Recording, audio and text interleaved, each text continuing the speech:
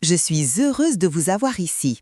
Suivez mon histoire jusqu'à la fin et commentez la ville d'où vous regardez. Le contrat est signé. Cet appartement est à nous maintenant. Préparez vos affaires, vous partez lundi. Clara prononça ces mots comme si elle annonçait une promotion de supermarché, pas comme si elle venait de me condamner à quitter la maison où j'avais vécu plus de 30 ans. Elle se tenait au milieu du salon, mon salon, brandissant un jeu de clés flambant neuve. Elle les secoua légèrement et le tintement métallique résonna comme une gifle. La lumière de fin d'après-midi glissa sur le métal poli, si brillante que j'en eus les yeux qui piquaient. Derrière elle, mon fils Marc restait immobile, les mains dans les poches, la tête baissée. Il ne disait rien, il ne me regardait pas. Je m'appuyais sur le dossier du fauteuil pour ne pas vaciller. Mon cœur battait si fort que j'avais l'impression qu'il allait déchirer ma poitrine. Je pensais d'abord avoir mal entendu. J'espérais avoir mal entendu. Mais Clara s'avança, d'un pas sec, volontaire. Ses talons frappaient le parquet, clac, clac, chaque coup comme une victoire. Elle leva les clés à quelques centimètres de mon visage, tellement près que je pouvais voir son reflet dans le métal froid. « Vous serez beaucoup mieux ailleurs, Madame Boucher. À votre âge, un petit logement au rez-de-chaussée serait plus adapté. » Sa voix était douce, presque mielleuse, mais chaque syllabe tranchait comme une lame. Je sentis un vertige. Marc restait silencieux. Pire encore, il ne levait même pas la tête. Mon propre fils ressemblait à un étranger mal à l'aise qui préférait l'ombre au courage. Clara pivota lentement, observant la pièce avec une expression méprisante, comme si elle examinait un vieil objet sans valeur. Elle s'accroupit, ramassa un cadre photo, celui de la remise de diplôme de Marc, et le laissa tomber. Le verre éclata en un bruit sec, d'une violence glacée. Elle planta son regard dans le mien. Tout cela s'est dépassé. Marc préfère le moderne, et cette décoration ne correspond plus à notre style de vie. Marc bougea légèrement, comme pour respirer, mais resta muet. Clara attrapa un mètre ruban dans son sac et le tira violemment. Rache! Le métal racla le parquet, laissant une longue marque brillante, comme si elle rayait délibérément les souvenirs gravés dans ce sol. Puis elle se dirigea vers la vitrine en bois que mon mari avait construite de ses propres mains, à une époque où nous n'avions pas d'argent, mais beaucoup d'amour. Sans m'adresser un regard, elle ouvrit brusquement les portes, attrapa mes bibelots un par un, les examina 2 secondes, puis les jeta dans un carton marqué « à donner ». Ça, on jette. Ça aussi. Ça sent la poussière, comme le passé. J'aurais voulu répondre, défendre quelque chose, n'importe quoi, mais ma gorge était serrée comme nouée par une main invisible. Clara reprit avec une précision chirurgicale. « Veuillez vider votre chambre ce week-end. Lundi, les déménageurs arrivent. Ce n'est plus chez vous. » Elle me sourit, un sourire mince, dur, dépourvu de toute humanité. Puis elle marcha tout droit vers moi et écrasa volontairement un éclat de verre sous son escarpin. Crac! Elle ne détourna même pas les yeux. Marc, lui, ressemblait à une statue fissurée. Pas un mot, pas un geste. Son silence m'a blessé plus que les mots de Clara. Je regardais mon fils, longtemps, trop longtemps, cherchant dans ses yeux le garçon que j'avais élevé seul après la mort de son père. Mais je ne trouvais qu'une barrière froide, comme s'il attendait l'autorisation de parler. Clara revint vers la porte, rangeant les clés dans son sac d'un geste victorieux. « Ah, et n'oubliez pas de bien fermer en partant. Nous changerons toutes les serrures la semaine prochaine. Cette maison doit devenir la nôtre. » Elle se retourna une dernière fois, un regard de conquérante. Puis elle disparut dans le couloir, ses talons résonnant comme un verdict. Je restais là, immobile. Ce jour-là, je ne savais pas encore que tout était en train de basculer, que derrière cette humiliation, quelque chose d'autre approchait, quelque chose de plus fort que leurs mensonges. Je sentais simplement, au plus profond de moi, la vérité venait de frapper à ma porte, et personne, ni Clara, ni même Marc, n'était prêt pour ce qui allait suivre. Avant de vous dévoyer ma vengeance surprenante, vous pouvez vous abonner à la chaîne et aimer la vidéo pour m'inspirer pour les prochaines vidéos. Je m'appelle Hélène Boucher. J'ai 68 ans et je vis à Lyon depuis plus de 30 ans, dans cet appartement que j'ai acheté après avoir vendu la petite ferme de mes parents. Je m'en souviens encore comme si c'était hier, la clé froide dans ma main, l'odeur de peinture fraîche, les cartons empilés dans le couloir, et mon mari, Louis, qui riait en disant que cet endroit serait notre nouvelle forteresse. Nous n'avions pas grand-chose, mais nous avions des rêves. Et surtout, nous avions Marc, notre fils unique, encore un petit garçon à l'époque, qui courait d'une pièce à l'autre en criant « C'est ma chambre !» Louis est tombé malade quelques années plus tard. Le genre de maladie qui vous vole d'abord les forces, puis le souffle, puis la présence. Je me souviens des nuits à l'hôpital, des silences trop lourds, des mains froides qu'on serre pour se convaincre que tout ira bien. Quand il est parti, Marc n'avait que 12 ans. Il s'est effondré contre moi. Et ce jour-là, j'ai promis que je tiendrais la maison debout à nous deux, que rien, absolument rien, ne lui manquerait. J'ai travaillé, j'ai économisé, j'ai juré de protéger ce toit coûte que coûte. Puis, Marc a grandi. Il est devenu cet homme doux, réservé, travailleur, celui que toute mère serait fière d'avoir élevé seule. Et un jour, il m'a présenté Clara. Je me souviens de la première fois où elle est entrée chez moi. Une robe beige, un sourire délicat, une voix polie au point de sembler fragile. Elle avait ce charme tranquille qui met les gens en confiance, ce regard brillant d'ambition bien cachée. Elle m'a apporté un bouquet de lys blanc et m'a appelée belle maman après à peine 10 minutes. À l'époque, jamais je n'aurais imaginé. Jamais. Les premiers mois après leur mariage, Clara se montrait parfaitement aimable. Elle m'aidait à mettre la table, riait à mes anecdotes, demandait des recettes de famille. Mais doucement, très doucement, quelque chose dans son ton s'est mis à changer. D'abord, une remarque légère. « Vous vivez seul ici, ce n'est pas trop grand ?» Puis un commentaire plus appuyé. « Vous savez, les maisons de retraite modernes sont très confortables maintenant. » Elle disait ça en souriant, comme si c'était une simple information. Mais ses yeux, eux, ne souriaient jamais. Je sentais qu'elle observait tout. La façon dont je rangeais mes affaires, la régularité avec laquelle je payais mes factures, les clés que je laissais sur la commode, chaque détail comme un indice potentiel. Puis vint le dîner qui a tout changé. Marc et Clara étaient assis en face de moi, les assiettes encore fumantes. Clara posa sa fourchette, croisa les doigts et lança d'une voix douce, presque bienveillante « Hélène, et si nous vivions tous ensemble? Ce serait plus simple et plus pratique pour tout le monde. » Elle ne fixa pas Marc, elle me fixa moi, comme si elle attendait une faille, un oui prononcé trop vite. J'ai senti un frisson me parcourir. Pas de joie, pas de soulagement, mais une sensation étrange, presque sourde, comme si un engrenage venait de s'enclencher dans l'obscurité. Je ne le savais pas encore. Mais ce dîner-là n'était pas une proposition, c'était le début d'un plan que Clara avait déjà soigneusement préparé, pièce après pièce.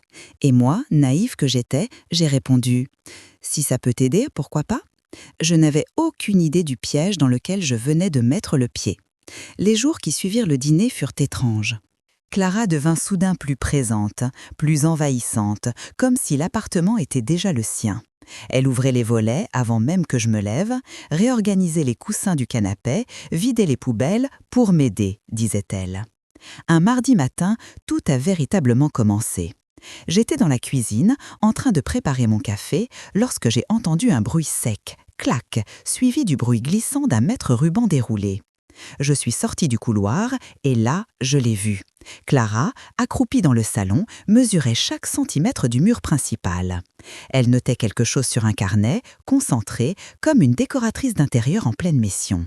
Elle leva les yeux, m'aperçut et son sourire s'élargit. « On va tout moderniser ici, Hélène. On dirait un décor des années 80, comme vous. » Elle rit légèrement. Pas un vrai rire, un rire sec, pointu, qui pique l'air comme une aiguille. Je suis restée figée.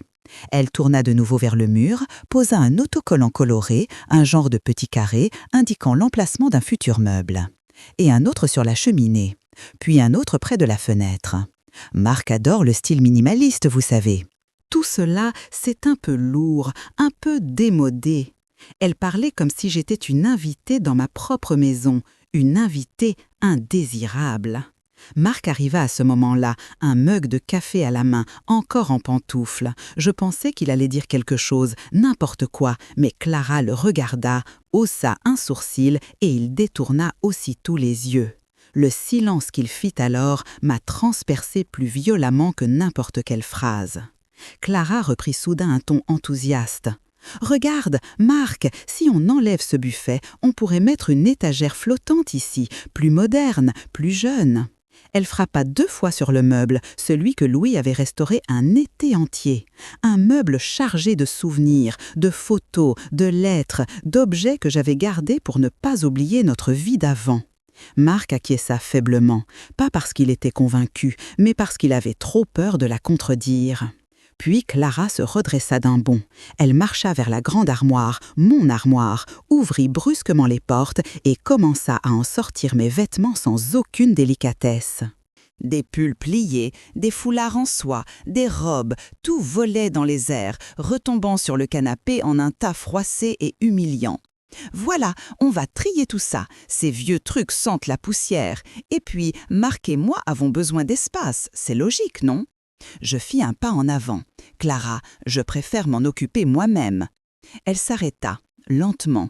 Elle se retourna vers moi, un vêtement de ma jeunesse à la main, un chemisier que Louis aimait tant. « Vous ? Oh non, Hélène, à votre âge, c'est fatigant de tout ranger. Laissez-moi vous aider. » Ce mot, aide, elle le prononçait comme une menace enveloppée de satin. Elle replongea les mains dans l'armoire.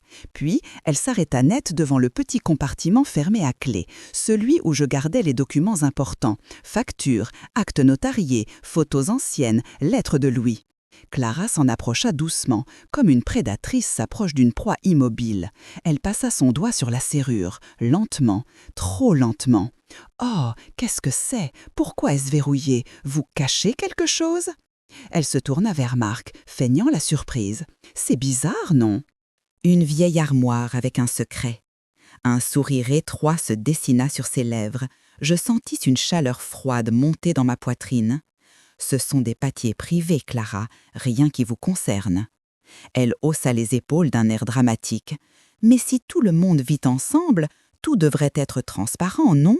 C'est ce qu'on appelle une famille. » Elle prononça « famille » comme si elle mâchait un noyau amer.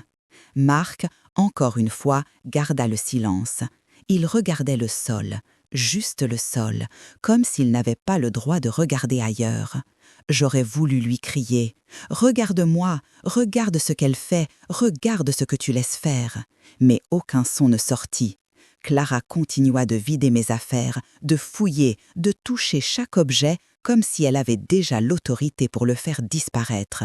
Puis, elle mit les mains sur ses hanches, observa la pièce entière et dit la phrase qui me transperça définitivement. « Marc et moi, on se sent un peu à l'étroit ici. On va réorganiser l'espace pour respirer. Respirer, comme si je les étouffais, comme si j'étais devenue un meuble inutile, comme si j'étais déjà de trop. » Elle posa une main sur l'épaule de Marc, un geste qui ressemblait à une prise de possession. Puis elle ajouta « Tu comprends, chérie, ce n'est pas qu'elle nous gêne, mais, enfin, à un moment donné, il faut avancer. » Avancer. Ce mot sonnait comme effacer. Je regardais ma maison, chaque mur, chaque meuble, chaque trace de vie, et j'ai compris, enfin, ce que Clara cherchait réellement.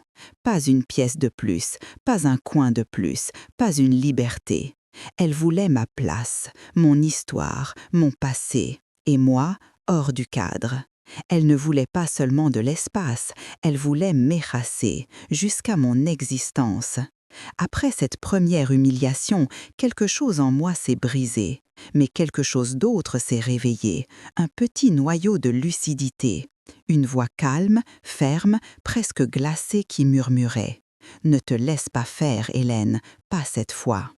Ce soir-là, lorsque Marc et Clara furent couchés, je suis sortie de ma chambre en silence.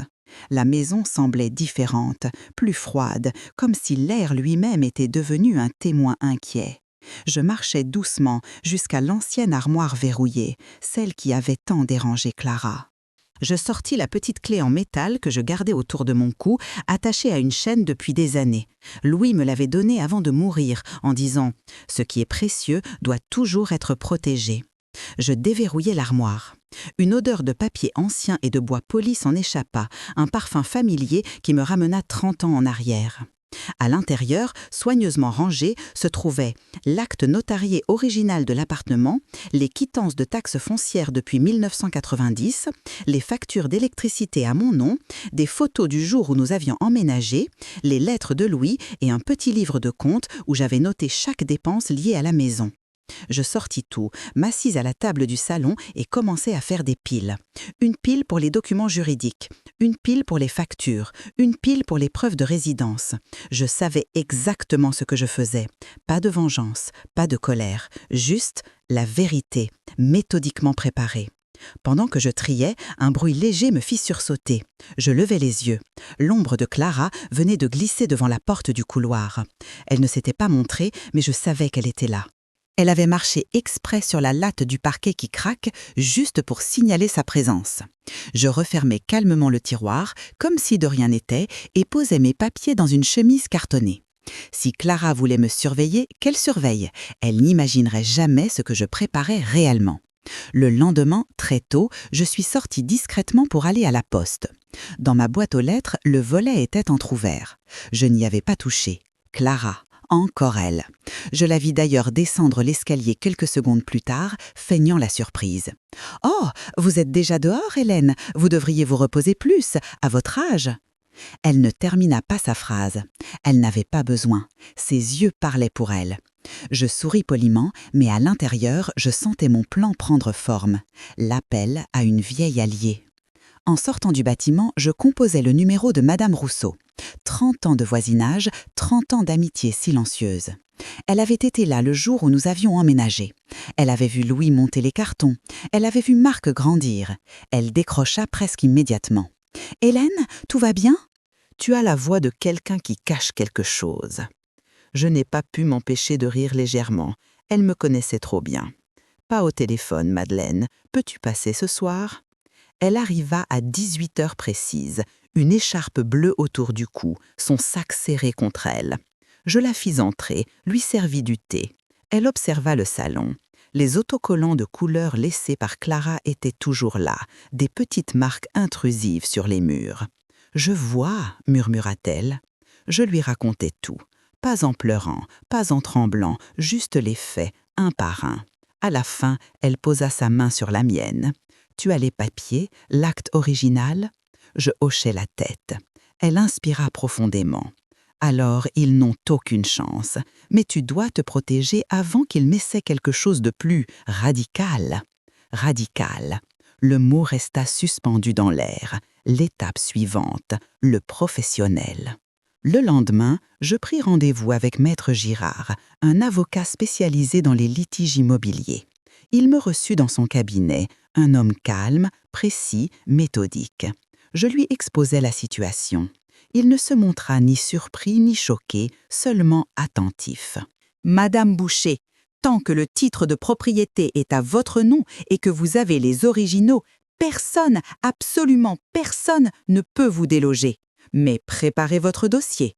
Je veux tout, factures, taxes, actes notariés, photos. Et surtout, ne dites rien encore.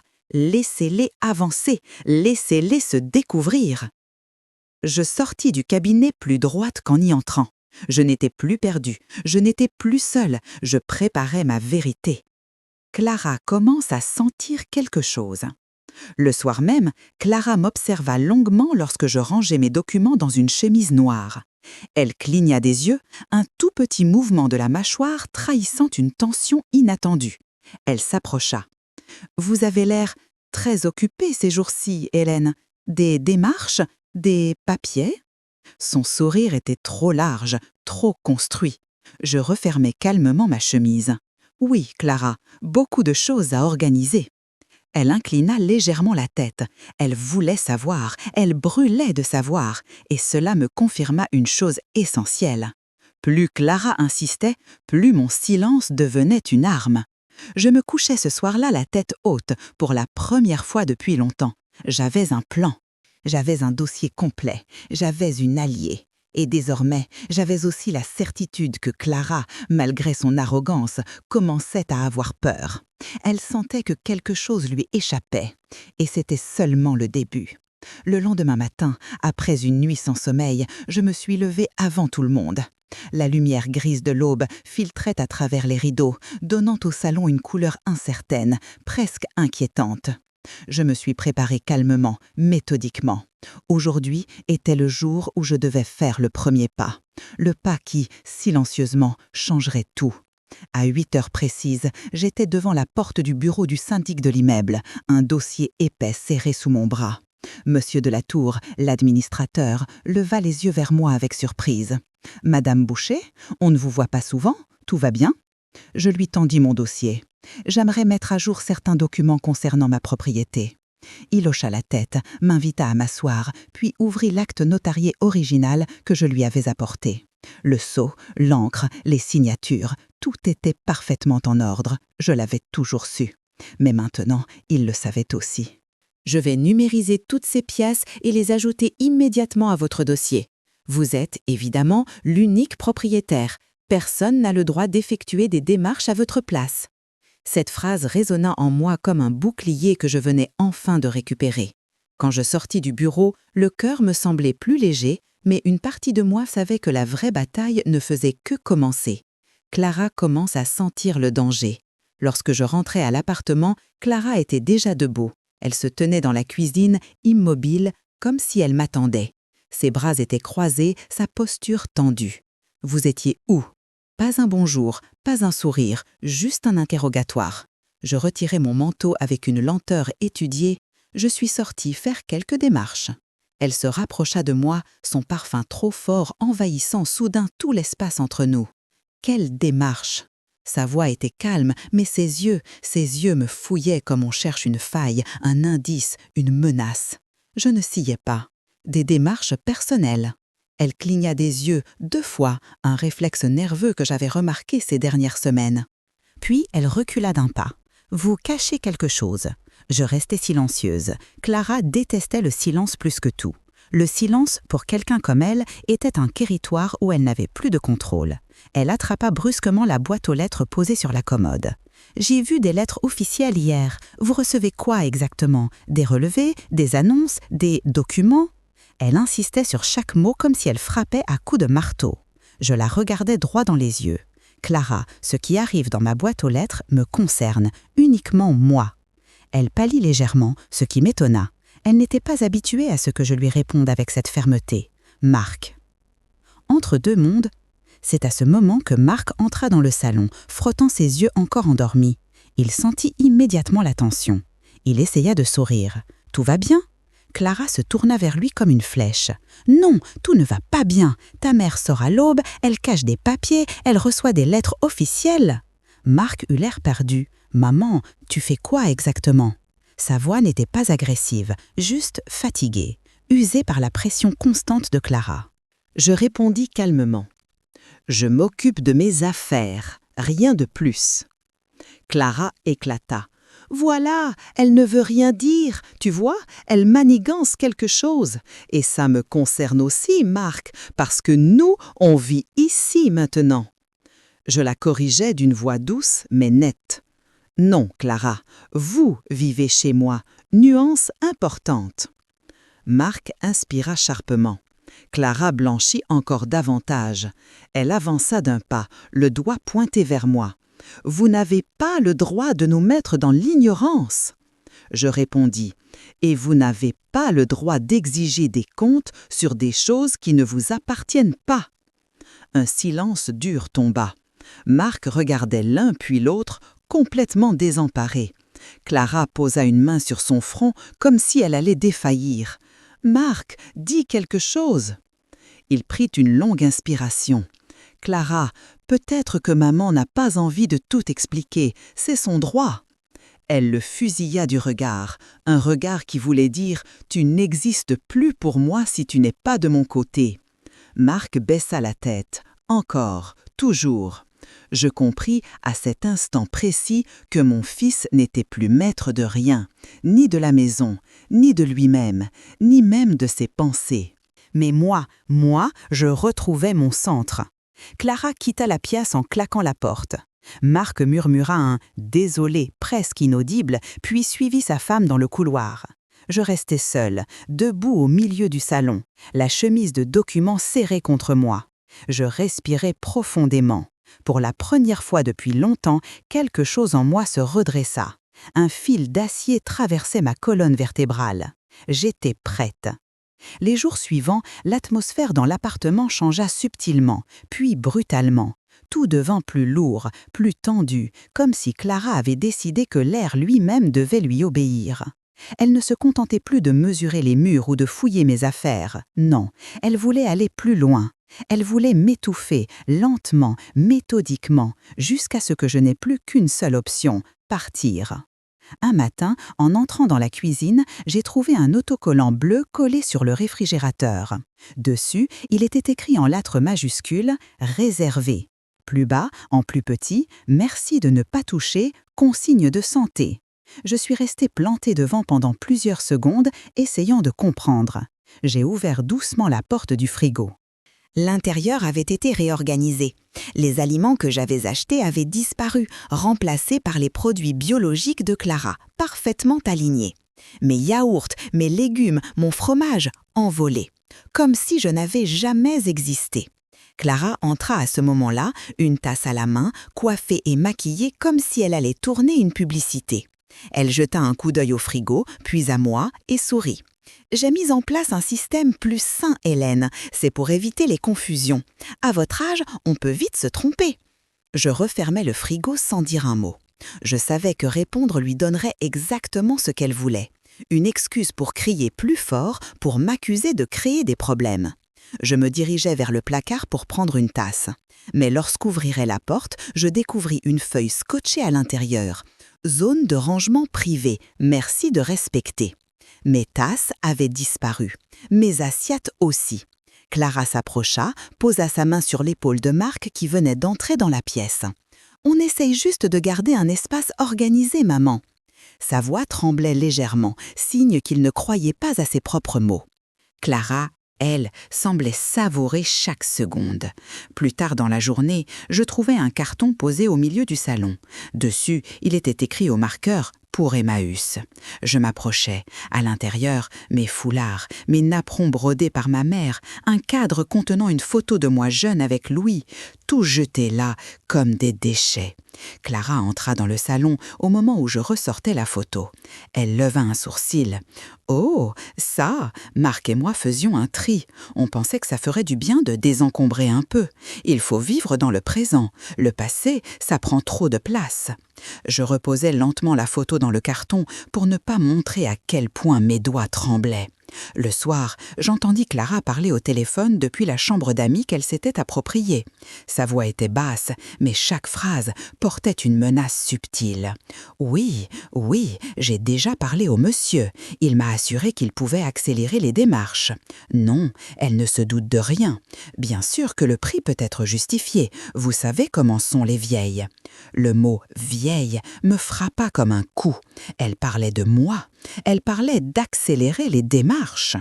De toute évidence, elle avait contacté un intermédiaire peu scrupuleux.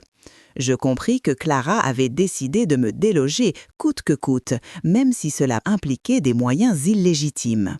Le lendemain, Clara poursuivit son entreprise d'effacement. Elle changea la disposition du salon, déplaça les meubles que Louis avait vernis de ses mains. Elle les poussa contre les murs, créant un espace vide au centre de la pièce. Marc regardait en silence, les bras ballants. « C'est plus moderne comme ça, » dit-elle, « plus vivant, plus jeune. » Je sentis dans son ton que le mot « jeune » était une arme qu'elle dirigeait contre moi. Elle passa ensuite dans ma chambre sans frapper, sous prétexte d'aérer. Elle ouvrit mes tiroirs, commenta mes vêtements, mes médicaments, ma literie. « Vous devriez penser à quelque chose de plus pratique, Hélène. Ce lit est trop haut pour vous. Et cette table de nuit, on dirait une antiquité. » Marc, derrière elle, semblait se recroqueviller. J'eus presque pitié de lui. Presque. Lorsque je revins dans ma chambre l'après-midi, je trouvai un dépliant posé sur mon oreiller. Dessus, une photo d'une résidence pour seniors avec une phrase en lettres dorées. « L'endroit idéal pour votre tranquillité. » Un nœud se forma dans ma gorge. Clara, bien sûr, elle ne laissait rien au hasard. Chaque jour, elle avançait un pion supplémentaire sur l'échiquier. discrètement, froide. Et Marc, incapable de dire non, se laissait entraîner dans son jeu dangereux. En fin d'après-midi, un incident mit fin à mes dernières illusions. Je préparais une soupe dans la cuisine lorsque Clara entra brusquement, saisit la louche dans ma main et la reposa dans l'évier. « Vous n'avez pas à cuisiner, Hélène. Marc et moi avons nos habitudes. Et honnêtement, ça sent un peu trop fort ce genre de potage. » Elle jeta un coup d'œil autour d'elle, comme pour vérifier que toutes les preuves de mon existence disparaissaient peu à peu. Marc arriva quelques secondes après, attiré par les éclats de voix. Clara fit volte-face. « Chérie, tu sais que je t'aime, mais je crois que ta mère se sent vraiment perdue ici. Je pense qu'il faut l'aider à comprendre que ce n'est plus adapté pour elle. » Elle posa sa tête sur son épaule comme si elle cherchait à l'apaiser, mais son regard restait fixé sur moi, tranchant, victorieux. Marc déglutit, hésita, puis finit par dire « Peut-être que Clara a raison, maman. Tu pourrais être plus tranquille ailleurs. Tu te plains parfois des escaliers. » Sa voix se brisa. Il détourna les yeux. Je regardais mon fils et une douleur sourde traversa ma poitrine. Pas parce qu'il me trahissait, mais parce qu'il croyait réellement que son silence valait la paix. Clara, elle, souriait, un sourire mince, un sourire de quelqu'un qui pense avoir gagné.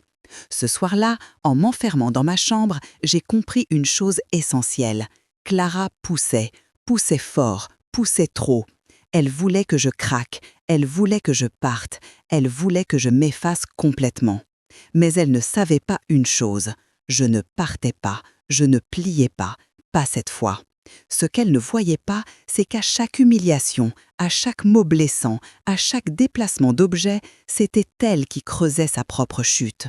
Et au fond de moi, malgré la douleur, malgré la colère, une certitude s'ancrait lentement comme une racine qui perce le béton. La vérité arrivait. Et Clara n'était absolument pas prête pour ce qui allait suivre. 3 jours après l'épisode du frigo réservé, alors que Clara menait sa petite guerre silencieuse avec une précision chirurgicale, la sonnette retentit. Un son long, net, autoritaire. Un son qui ne ressemblait ni à un livreur, ni à un voisin venu emprunter du sucre. Un son qui annonçait quelque chose d'important, quelque chose d'inattendu. Clara leva les yeux de son téléphone, agacée. Marc, assis sur le canapé, posa sa tablette sur ses genoux. Moi, je ne bougeais pas. J'avais attendu ce moment. Je savais exactement ce que signifiait ce bruit. Clara, exaspérée, se dirigea vers la porte en soufflant bruyamment, comme si le monde entier conspirait pour la déranger dans ses plans. Elle ouvrit brusquement.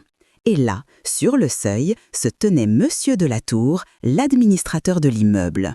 Costume gris impeccable, mallette en cuir sous le bras, expression sérieuse. Clara se redressa immédiatement, ajusta sa posture, puis afficha son sourire de façade. « Bonjour, vous cherchez quelqu'un ?» Il entra sans perdre une seconde. « Oui, je suis ici pour contrôler des documents liés à la propriété de cet appartement. » Clara eut un petit sursaut, presque imperceptible, mais je le vis. Elle se tourna vers Marc, puis vers moi, puis de nouveau vers l'administrateur. « Oh, vous tombez bien !» dit-elle en se précipitant vers la table basse. Elle sortit d'un sac en cuir un dossier soigneusement préparé. « Voici l'acte de vente que j'ai signé il y a 2 semaines. On voulait justement vous le montrer pour mettre tout à jour. » Elle posa les papiers devant lui avec une assurance presque insolente. Je restai assise, les mains croisées, le regard immobile. Monsieur de la Tour ouvrit le dossier. Dès les premières secondes, son visage se transforma. Il plissa légèrement les yeux, approcha les feuilles de son visage, puis les éloigna, comme pour vérifier une anomalie.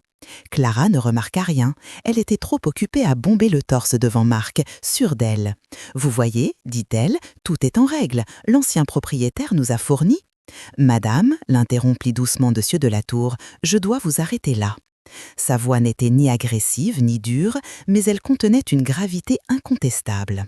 Clara cligna des yeux. « Comment ça ?» Il posa les documents sur la table, les aligna soigneusement, puis leva les yeux vers elle. « Ce document est frauduleux, totalement frauduleux. » Un silence brutal s'abattit dans le salon. On aurait pu entendre une épingle tomber. Marc devint livide. Clara resta bouche ouverte, incapable de produire un son. Monsieur Delatour poursuivit. La signature n'est pas enregistrée dans nos registres. Le numéro fiscal est incohérent. Le sceau du notaire est contrefait. Et surtout, il prit une feuille dans sa mallette, la posa devant eux. L'unique propriétaire légal de cet appartement depuis 30 ans est Madame Hélène Boucher, personne d'autre. Clara recula comme si quelqu'un venait de la gifler. Son visage perdit toutes ses couleurs. Ses mains tremblaient légèrement. « Mais ce n'est pas possible. J'ai payé, j'ai signé, j'ai… » « Vous avez été victime d'une escroquerie, madame, et vous avez cru un document qui n'a aucune valeur juridique. » Marc posa une main sur son front. « Clara, tu savais que l'acte n'était pas clair? Tu es sûre que… » « Bien sûr que non !» hurla-t-elle, hystérique. « On m'a dit que tout était vrai, que la vente était légale. »« Ce n'est pas ma faute !» Elle se tourna vers moi, furieuse. « Vous saviez quelque chose !» Je restais calme, paisible, comme si toute cette scène n'était qu'une répétition d'un spectacle déjà connu. « Je savais seulement une chose, » répondis-je. « On ne peut pas vendre ce qui ne nous appartient pas. » Clara secoua la tête violemment. « C'est faux, c'est un mensonge. On m'a certifié que… » Mais les mots meurent dans sa gorge. Elle s'effondra sur les canapés, la respiration saccadée. Marc s'assit à côté d'elle, les mains tremblantes. « Mais, Clara, tu as payé combien ?» Elle murmura d'une voix blanche. « 250 000 €. » Marc resta figé, pétrifié. L'administrateur referma son dossier. « Nous avons déjà signalé l'escroc aux autorités. Vous n'êtes pas les premiers.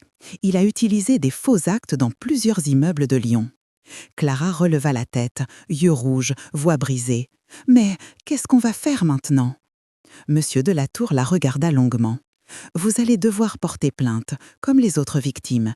Mais juridiquement, cet appartement reste la propriété absolue de Madame Boucher. Vous n'avez aucun droit dessus. Aucun !» Clara plaça ses mains sur ses tempes, paniquée. Marc murmura son prénom, bouleversé. Moi, je restais immobile, ancrée, calme, lucide. Ce n'était ni un triomphe, ni une victoire. Ce n'était pas un piège, pas une vengeance. C'était simplement l'ordre naturel des choses. Lorsque Monsieur Delatour se dirigea vers la sortie, il me fixa un instant. Dans ses yeux, je vis du respect. Je me levai lentement, puis murmurai. Ce n'était pas une vengeance, c'était la justice. Lorsque la porte se referma derrière Monsieur Delatour, le silence qui suivit ne ressemblait à rien de ce que j'avais vécu auparavant. Ce n'était pas un silence ordinaire, pas même un silence de stupeur. C'était un silence épais, lourd, presque physique. Un silence qui tombait comme un rideau entre avant et après. Clara fixait le vide, les lèvres entr'ouvertes, les yeux écarquillés, comme si elle venait d'être frappée en plein visage. Marc, lui, s'était laissé tomber sur le canapé, les mains dans les cheveux, respirant difficilement. Je restais debout, immobile, comme figée dans un calme étrange, un calme lucide. Clara fut la première à bouger. Sa bouche trembla avant que les mots ne jaillissent, déformée par la panique et la colère. « C'est vous !» cria-t-elle en se levant d'un bond. « Vous nous avez piégés. Vous saviez que ce document était faux. Vous saviez que cet appartement était à vous. Et vous nous avez laissé faire. » Je la regardais, pas avec dureté, pas avec mépris, simplement avec cette vérité froide que seules les personnes blessées et fatiguées peuvent exprimer sans appel. On ne peut pas voler ce qui n'appartient pas à quelqu'un. Marc releva la tête brusquement, comme si cette phrase l'avait giflé. Clara, elle, recula d'un pas, puis revint en avant, paniquée, incontrôlable. « Vous auriez dû nous prévenir, vous auriez dû dire quelque chose. Vous êtes cruel. » « Cruel ?» Ma voix résonna doucement, mais chaque syllabe semblait frapper le sol. Cruel est la personne qui veut mettre une vieille femme dehors de sa propre maison. Cruelle est celle qui vide les armoires d'une autre, qui jette ses souvenirs, qui mesure les murs en attendant sa chute. Cruelle est celle qui essaie de prendre ce qui ne lui revient pas. Moi, je n'ai fait que respirer. Clara se tourna immédiatement vers Marc. « Tu entends ça? Elle nous accuse, elle dit que tout est de ma faute !» Marc semblait incapable de parler. Ses mains tremblaient, ses yeux brillaient. Après de longues secondes, il murmura. « Clara, elle n'a pas tort. » Un frisson traversa Clara, comme si on venait de la poignarder. « Quoi? Comment peux-tu dire ça ?» Marc ferma les yeux, inspira profondément, puis lâcha enfin ce qu'il portait en lui depuis des mois. « Tu m'as dit plusieurs fois que maman était un poids, que sa présence nous empêchait d'avancer, que sa maison était trop grande pour elle, que ce serait mieux si elle partait. » Clara blêmit. « Je n'ai jamais dit ça comme ça, tu déformes, tu exagères. » Clara, arrête.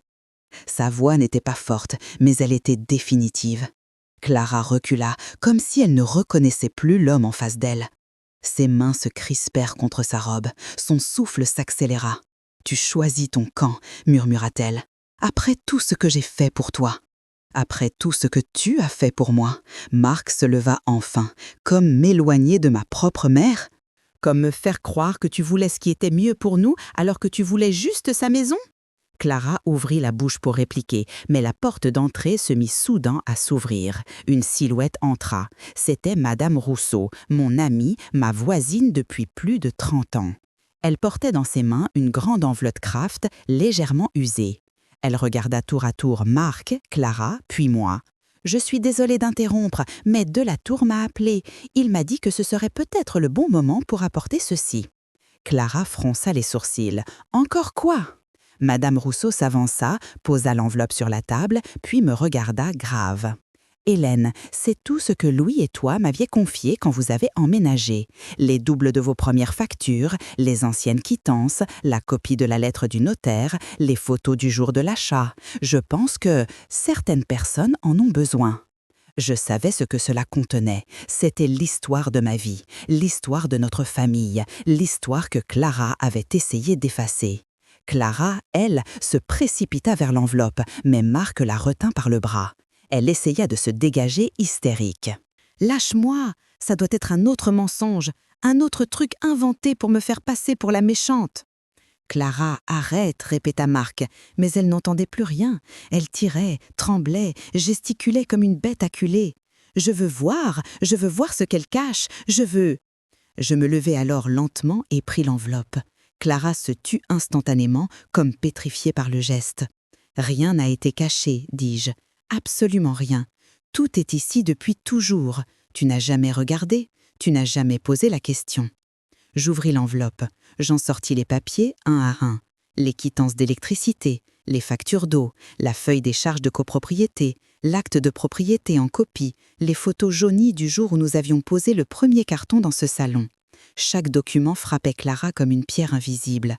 Elle recula, encore et encore, jusqu'à buter contre le mur. « Non, non, ce n'est pas possible. Vous êtes en train, non !»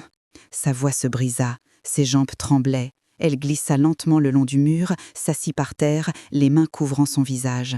Marc resta immobile, incapable de bouger. Je sentais son cœur se fissurer. J'aurais voulu le prendre dans mes bras, mais ce n'était ni le moment ni l'endroit. Madame Rousseau secoua tristement la tête. « Clara, tu n'as pas perdu cette maison. Tu n'as jamais eu cette maison.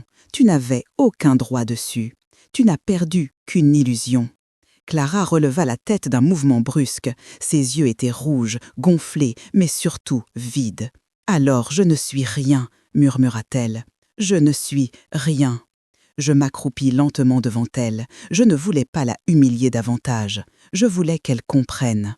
« Non, Clara, dis-je doucement, tu aurais pu être quelqu'un. Tu aurais pu être de la famille. Mais tu as voulu me remplacer au lieu de me respecter. Et c'est ça qui t'a tout enlevé. » Clara éclata en sanglots. Marc, à côté, pleurait en silence lui aussi, écrasé par la honte, par la culpabilité, par l'immense prise de conscience qui venait de s'imposer à lui.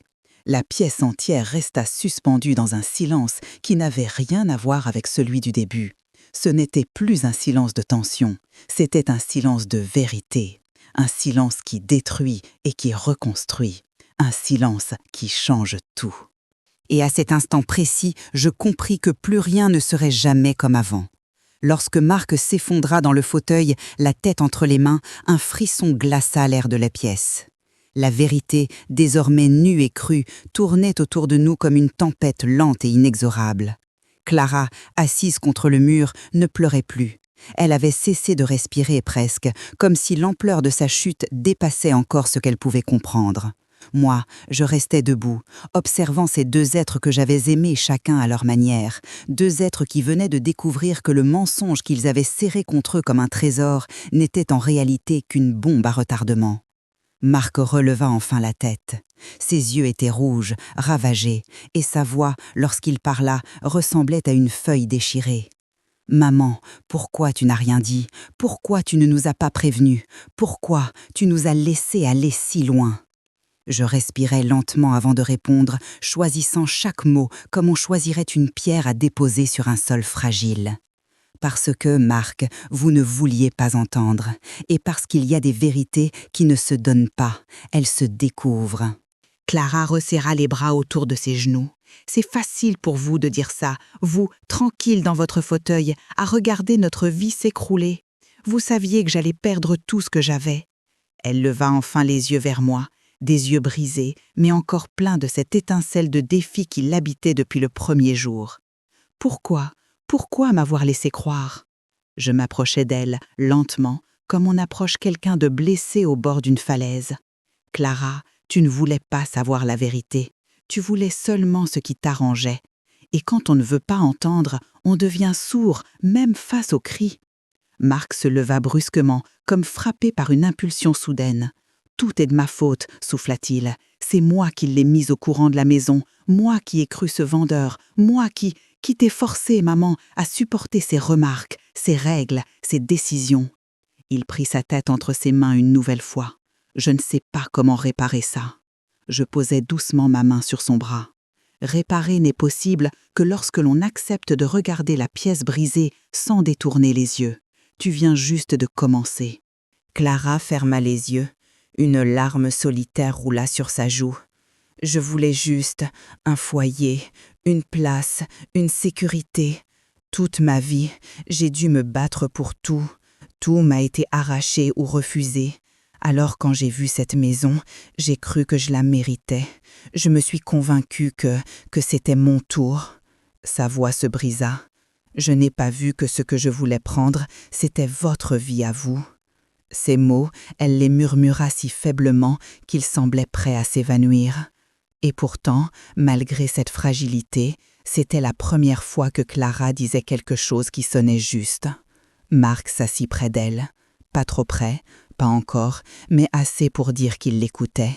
« Clara, tu n'avais pas besoin de voler quelque chose pour être chez toi. Tu pouvais, t'aurais pu construire avec moi, pas contre ma mère. » Clara se couvrit le visage de ses mains. « Mais je ne savais pas comment. J'ai eu peur que tu me quittes, peur d'être encore rejetée, peur d'être insignifiante. Alors j'ai voulu forcer le destin. » Elle releva les yeux vers moi. « Et j'ai détruit le vôtre au passage. » Je secouai doucement la tête. « Tu n'as détruit que ce qui n'était pas vrai. » Ce qui était construit sur la peur et sur l'intérêt. Le reste, ce qui est solide, survit toujours. Marc se tourna vers moi. « Maman, tu vas nous mettre dehors ?» Je pris une longue respiration. La justice a déjà parlé. Cet appartement est à moi. Mais je ne suis pas le genre de personne à jeter quelqu'un dans la rue. Vous avez le temps de trouver une solution, mais pas ici. Pas dans ce salon où j'ai tout donné, où votre père a vécu, où nos souvenirs existent encore. Ce lieu mérite du respect. Clara ferma les yeux, hochant lentement la tête, comme si elle acceptait une sentence depuis longtemps méritée. « Je comprends », murmura-t-elle. Et moi, pour la première fois depuis 3 ans, je sentis une sorte de paix. Pas une paix douce, une paix rude, forgée par la vérité, par la douleur et par la lumière crue qu'elle laisse derrière elle.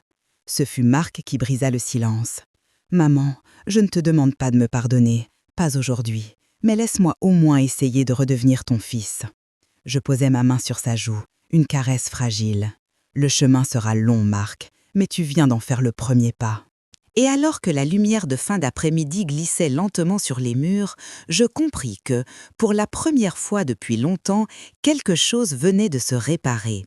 Pas eux, pas encore, mais moi. Et c'était un début. Le lendemain matin, la lumière entrait à peine par les rideaux lorsque je me réveillais.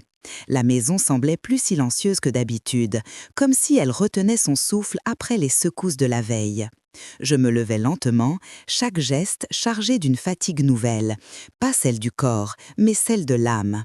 Une fatigue douce, étrangement apaisée, comme si enfin quelque chose en moi avait cessé de lutter contre une marée trop grande. Lorsque je descendis les escaliers, je trouvai Marc assis à la table de la cuisine. Il n'avait pas dormi, cela se voyait à ses yeux rougis et à la manière dont ses mains tremblaient autour de la tasse de café. Il releva immédiatement la tête en m'entendant entrer. « Maman », murmura-t-il. Juste un mot, mais chargé d'une humilité que je n'avais pas entendue depuis des années. Je lui servis du café sans rien dire. Le silence entre nous n'était plus lourd ni tendu. C'était un silence fragile, comme un pont encore en construction, chaque geste un nouveau pilier. « Clara dort encore ?» demandai-je finalement. Marc secoua la tête. « Non, elle est partie tôt ce matin. Elle a dit qu'elle ne voulait pas te déranger davantage. » Je soupirai doucement. Ce n'est pas moi qu'elle dérangeait, c'est elle-même qu'elle fuyait. Marc baissa les yeux. Elle a dit qu'elle reviendrait chercher ses affaires cet après-midi, qu'elle voulait qu'on parle, mais je ne sais pas si je suis prêt. Je m'assis en face de lui et posai ma main sur la table, entre nous. Marc, parfois, parler trop tôt, c'est rouvrir une blessure qui commence à peine à se refermer. Tu dois te protéger aussi. Il inspira profondément. Maman, je suis tellement désolée, pour tout. Je ne me reconnais plus dans l'homme que j'ai été. Je le regardais longuement. C'est le regard que tu portes maintenant qui compte, ce que tu deviendras après avoir compris. Le reste appartient déjà au passé. La porte d'entrée s'ouvrit soudain, je sursautai légèrement, mais Marc se leva d'un bond. Clara entra, les yeux gonflés, les cheveux attachés à la hâte, plus pâle que jamais. Elle tenait une boîte dans les mains. « Je viens juste récupérer mes affaires », dit-elle d'une voix basse. « Je ne veux pas m'imposer. » Je hochai la tête. « Fais ce que tu dois faire. » Elle traversa lentement le salon, s'arrêtant parfois pour regarder un meuble, une photo, un cadre, comme si elle comprenait pour la première fois que cet endroit n'avait rien d'un bien immobilier froid, que chaque mur portait quelque chose de vivant. Lorsque Clara monta à l'étage, Marc se retourna vers moi. Je ne sais plus si je dois la soutenir ou la laisser partir. Je répondis calmement. Ce n'est pas à moi de décider à ta place, mais je peux te dire ceci. Quelqu'un qui veut changer, change vraiment. Quelqu'un qui veut seulement être pardonné pour s'éviter la douleur, recommence. À toi de voir ce que tu vois en elle. Lorsque Clara redescendit, sa boîte contre elle, elle s'arrêta devant moi. Pas comme une ennemie, pas comme une rivale, comme une femme qui se tient au bord de sa propre vérité. Madame Boucher, je sais que je ne mérite rien de vous. Je sais ce que j'ai fait. Je sais que j'ai voulu vous effacer. Mais hier, quand tout s'est effondré, j'ai vu quelque chose dans vos yeux. Pas de la haine, pas de la vengeance, juste une tristesse immense. Et j'ai réalisé que j'avais essayé de voler l'histoire d'une femme que je ne connaissais même pas. Je ne répondis pas tout de suite. Je la regardais, vraiment regardais, sans colère. Clara, ce que tu regrettes aujourd'hui n'efface pas ce que tu as fait. Mais il existe deux chemins pour ceux qui tombent. Celui où l'on se relève en apprenant et celui où l'on continue à ramper en accusant les autres. Lequel choisis-tu ? Clara serra la boîte contre elle, ses larmes coulant silencieusement. Je veux apprendre, je veux devenir quelqu'un qui n'arrache plus ce qui appartient aux autres. Mais je ne vous demande pas de me croire, je veux juste vous remercier de ne pas m'avoir humiliée davantage. Elle se tourna vers Marc. Je ne sais pas si notre mariage survivra à tout ça, mais je veux me réparer, seule, pas en te tirant avec moi. Marc resta immobile, incapable de répondre. Quand Clara franchit la porte pour la dernière fois, un souffle sembla traverser la maison, comme si les murs eux-mêmes exhalaient un poids trop longtemps porté. Marc s'approcha de moi et posa sa tête sur mon épaule. « Maman, je vais changer, je vais vraiment changer. » Je répondis doucement. « Ce n'est pas à moi que tu dois le prouver, c'est à toi-même. » Nous restâmes ainsi un long moment. Le soleil montait lentement, et dans sa lumière, je compris enfin que ce chaos n'avait pas détruit ma maison. Il m'avait rendu à moi-même. Et peut-être qu'un jour, il rendrait aussi Marc à ce qu'il aurait toujours dû être. Avez-vous vu cette histoire jusqu'à la fin ? Alors dites-moi, qu'auriez-vous fait à la place de Marc ? Auriez-vous pardonné votre enfant après une trahison si profonde? Ou pensez-vous que certaines limites, une fois franchies, ne peuvent jamais être effacées? Si cette histoire vous a touché, n'oubliez pas de mettre un petit like et de vous abonner pour ne rater aucune nouvelle histoire vraie, pleine d'émotions et de sens.